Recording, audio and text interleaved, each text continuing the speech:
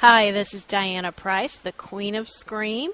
Just popping in to give you guys a little tidbit from a conference call today with Eric Balfour of Haven on the Sci-Fi Channel.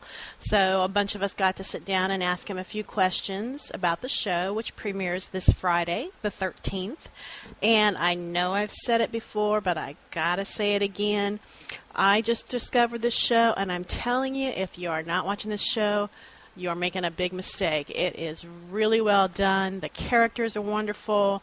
It's just, it really is one of the best shows on TV, and it's sort of amazing to me that it's not gotten more attention than it has. And I know that during part of the conversation with several of us, Eric did mention that, they don't really have the big press machine that a lot of shows have, which is a shame because it is well done, and it is, as many of you may know or may not know, based on The Colorado Kid by Stephen King. So they're working with something really good to begin with when you're working with a Stephen King novel.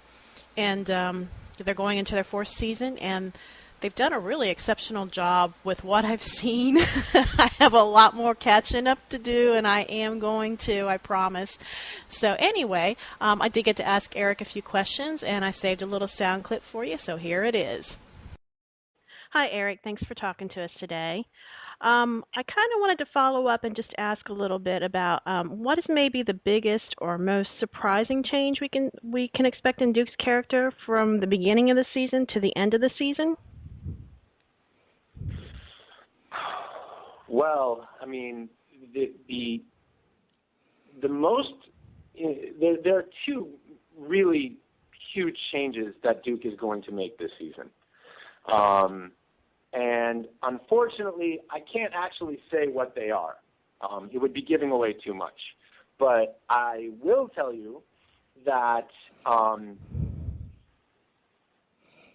it's going to leave fans either really happy or really frustrated. Duke is going to have to completely redefine himself in many ways, and that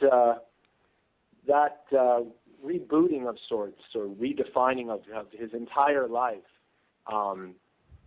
is really going to affect who he is. And actually thinking about it, I don't know that it's going to change who he is. I think we know who Duke is now. I think we understand who Duke is in his heart, but it is going to change his place in this world and his choices in his life. So that really, to me, is going to be what fans are going to be most excited about. Great.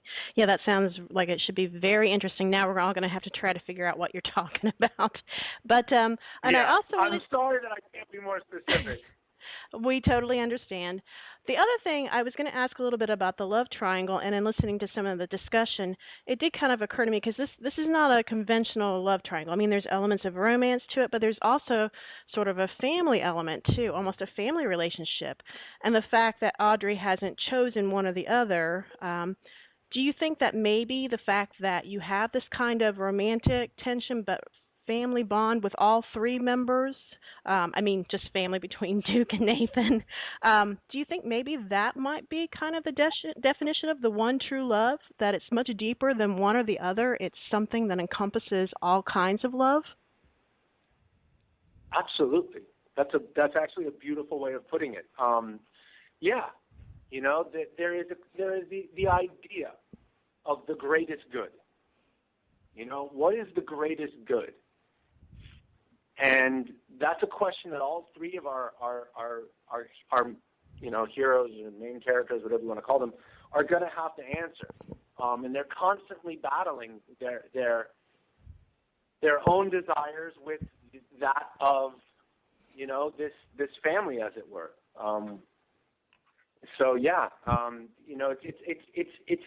It's so not simple. And I think that's what makes the show fascinating and what makes it compelling. yeah, I agree. I just wanted to follow up. I wasn't going to go here, but we kind of know the Nathan and Duke dynamic on the show. But last week, Lucas was going on and on about the hug between you guys. So is there maybe a little Lucas-Eric bromance going on, or does that guy just have a really serious man crush on you? Are you kidding me? I love that dude. There is an epic bromance going on between me and Lucas. Yeah, I love him to death. He is one of the kindest, most sincere people you will ever meet. And I honestly, I couldn't be happier to get to work with him every day. I'm in love with the dude. Well, he really loved that hug you guys had, just to let you know. So you might want to give him a big hug when you see him again on the set. I will. Thank you. Okay. All right. Thanks so much, Eric. Once again, that was Eric Balfour from Haven on the Sci-Fi Channel, which premieres their new season this Friday the 13th. And check it out on Sci-Fi.